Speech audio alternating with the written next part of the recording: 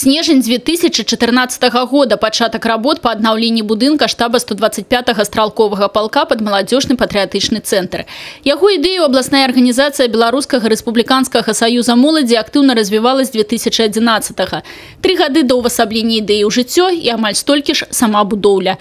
Вось так аб'ект выглядае сёння. Будаўнікі, а генпадрадчыкам тут з'яўляецца прадпрыемства «Брэсжилбуд», практычна захавалі яго гістарычны каларыт. Што кідаецца ў вочы, дарога до будынку выбрукавана плиткой-трылинкой. Сейчас у Брещан новый уникальный объект, самая большая, наверное, дорога из Трилинки в Республике Беларусь, которую удалось восстановить. Полностью сняли, поменяли подушку. Подравнивать приходилось со всех сторон. Вручную, болгаркой, причем со всех 6 сторон. Потому что верхняя часть кое-где она была в асфальте.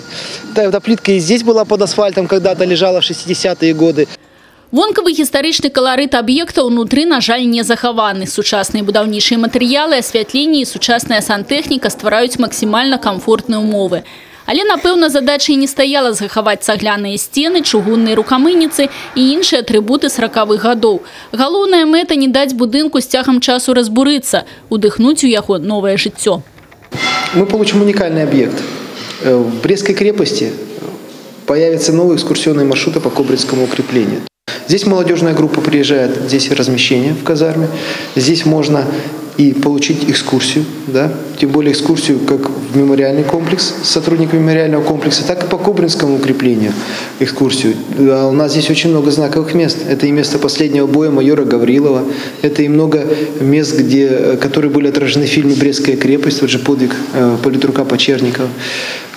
Очень много эпизодов, которые, к сожалению, сейчас они не входят в экскурсионный маршрут. І, канешне, аб'ект стане цэнтрам патрыятычнага выхавання моладзі. Тут будзе весціся дапрызыўная падрыхтоўка, работа з кадэцкімі класамі, заняткі па ваенна-прыкладных відах спорту, страйкболе, лазертагу і іншых. Умовы знаходжання ў маладзёжным патрыятычным цэнтры мяркуецца максімальна наблізіць да вайсковых. Напрыклад, у гэтым пакоі размесцяцца 8 двухпавярховых ложкаў і прыложкавыя тумбачкі. І ўсё, як у звычайнай салдацкай казарме. У эксплуатацыю аб'ект здадуць у снежні. Зараз тут ідуць апошнія аддзелачныя работы. Будаўнікі укладваюць плітку. Паралельна добраўпарадкуюць тэрыторыю.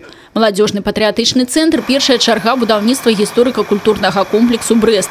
У чаканні аднаўлення суседнія казармы, а таксама іншыя аб'екты кобрынскага ўмацавання крэпасці. Людмила Салзана, Роман Філюціч, тэлерадыёкампанія «Брэст».